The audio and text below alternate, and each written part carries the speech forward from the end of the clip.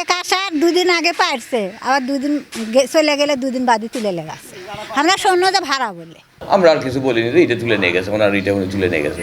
এটার নিয়ম আছে বলে আসলে হেড অফিসও আমাদেরকে করার জন্য অনুমতি দিয়েছিল। বগুড়ার গাবতলী উপজেলার বাগবাড়ি গ্রামে নির্মাণাধীন একটি সড়ক থেকে ইট সরিয়ে নেওয়ার ঘটনাকে কেন্দ্র করে সামাজিক যোগাযোগ মাধ্যমে নানা আলোচনা সমালোচনার ঝড় উঠেছে। সংশ্লিষ্ট কর্তৃপক্ষের দাবি, মূল প্রকল্পের কাজের স্বার্থে ভাড়ায় আনা ওই ইটগুলো সরিয়ে নেওয়া হয়েছে। এটি স্থায়ী সড়ক নির্মাণের অংশ নয়, বরং প্রকল্পের কাজ এখনও চলমান রয়েছে। তবে প্রকল্প চালু থাকার পরেও কেন ভাড়ায় ইট আনা হলো, এ নিয়ে দেখা দিয়েছে প্রশ্ন। এই রাস্তাটা আগের টেন্ডার হওয়া ছিল, প্রধানমন্ত্রী আসার সুবিধার্থে ওনারা ইটে দিয়ে কার্পেটিং করছিল। প্রধানমন্ত্রী চলে যাওয়ার পরে ওই ইটেগুলো আবার নিয়ে গেছে, কিন্তু যে টেন্ডারে কাজ হওয়ার কথা ছিল সেই টেন্ডারের কাজ এখন বর্তমানে রানিং চলতেছে। তারেক আসার দুদিন আগে পারছে, আবার দুদিন চলে গেলে দুদিন বাদে তুলে লেগেছে। আমরা সৈন্যদের ভাড়া বলে। স্থানীয় প্রশাসন ও এলজিইডি সূত্রে জানা যায়, স্থানীয় সরকার প্রকৌশলী অধিদপ্তর এর উদ্যোগে নসিপুর ইউনিয়নের বাগবাড়ি জিয়াবাড়ির সামনে থেকে দক্ষিণ থেকে প্রায় 500 মিটার কাঁচা সড়ক পাকাকরণের কাজ চলছে। প্রায় 84 লাখ টাকা ব্যয়ে বাস্তবায়নাধীন এই প্রকল্পের আওতায় দীর্ঘদিনের অবহেলিত সড়কটি উঁচু ও প্রশস্ত করে আধুনিকভাবে নির্মাণ করা হচ্ছে। সূত্র জানায়, কয়েক মাস আগে কাজ শুরু হলেও ভূমি সংক্রান্ত জটিলতা ও সড়ক প্রশস্তকরণের কারণে নির্মাণ কাজ কিছুটা ধীর গতিতে এগোয়। এ অবস্থায় গত 20 এপ্রিল প্রধানমন্ত্রীর বাগবাড়ি সফরকে কেন্দ্র করে জেলা প্রশাসন ও এলজিইডির নির্বাহী প্রকৌশলীর নির্দেশনায় জরুরি বরাদ্দের আওতায় কাঁচা সড়কটিতে অস্থায়ীভাবে ইট বিছানো হয়।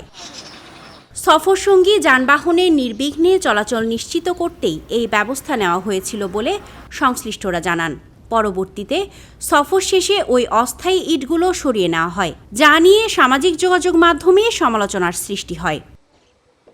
এ বিষয়ে নসিপুর ইউনিয়ন পরিষদের চেয়ারম্যান প্রকৌশলী রোকন তালুকদার বলেন, গুরুত্বপূর্ণ সফর উপলক্ষে জনগুরুত্বপূর্ণ কাজের স্বার্থে ভাড়ায় ইট এনে রাস্তা চলাচল উপযোগী করা হয়েছিল। যেহেতু ইটগুলো ভাড়ায় ছিল, তাই পরে সেগুলো তুলে নেওয়া হয়েছে।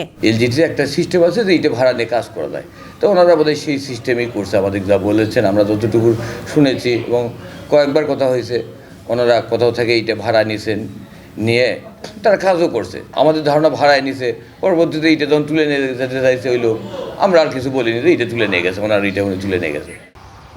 ঠিকাদার প্রতিষ্ঠান হক ট্রেডার্সের স্বত্বাধিকারী শামীম হোসেন শামীম জানান, প্রায় 7 মাস আগে থেকে তিনি সড়কটির কাজের কার্যাদেশ পান।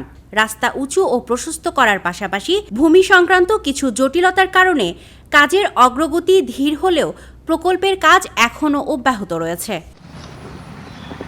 এদিকে গাবতলী উপজেলা প্রকৌশলী সাজেদুর রহমান বলেন, গত 20 এপ্রিল প্রধানমন্ত্রীর সফর উপলক্ষে জেলা প্রশাসক ও নির্বাহী প্রকৌশলীর নির্দেশনায় জরুরি বরাদ্দের আওতায় অস্থায়ীভাবে ইট বিছানো হয়েছিল। পরে মূল প্রকল্পের কাজ এগিয়ে নিতে সেই ইট সরিয়ে নেওয়া হয়েছে। প্রধানমন্ত্রী এখানে আসবেন তার নিজ বাড়িতে। আমাদের তার আগে আমরা একটা পরিদর্শন দিয়েছিলাম 10 তারিখে। আমাদের জেলা প্রশাসক মহোদয়ের সাথে আমাদের 2 এক্সেন সহজ এবং নির্বাহী প্রকৌশলী এলজিডি 2 স্যারই এসেছিলেন। ওনারা সিদ্ধান্ত দিয়েছিলেন যে এটা যেহেতু মাটির রাস্তা, তো মাটির রাস্তা এভাবে গাড়ি নিয়ে যাতায়াতটা করাটা ঝুঁকিপূর্ণ হবে বৃষ্টি নামলে। সেই উপলক্ষে আমরা সেই কারণেই ওনাদের নির্দেশনাতেই আমরা এখানে ইটের সোলিং করে দেওয়া হয়েছিল আসলে। আর এটার নিয়ম আছে বলে আসলে হেড অফিসও আমাদেরকে করার জন্য অনুমতি দিয়েছিল। অর্থাৎ সামাজিক যোগাযোগ মাধ্যমে বিষয়টি যেভাবে উপস্থাপন করা হচ্ছে, বাস্তবতা তা নয় বলে দাবি এলজিডির। এদিকে স্থানীয়দের দাবি, সড়কের স্থায়ী উন্নয়ন কাজ অব্যাহত থাকলে এলাকাবাসী দীর্ঘদিনের এই ভোগান্তি থেকে মুক্তি পাবে। স্মৃতি সঞ্চয়িতা অর্থী, দৈনিক করতোয়া।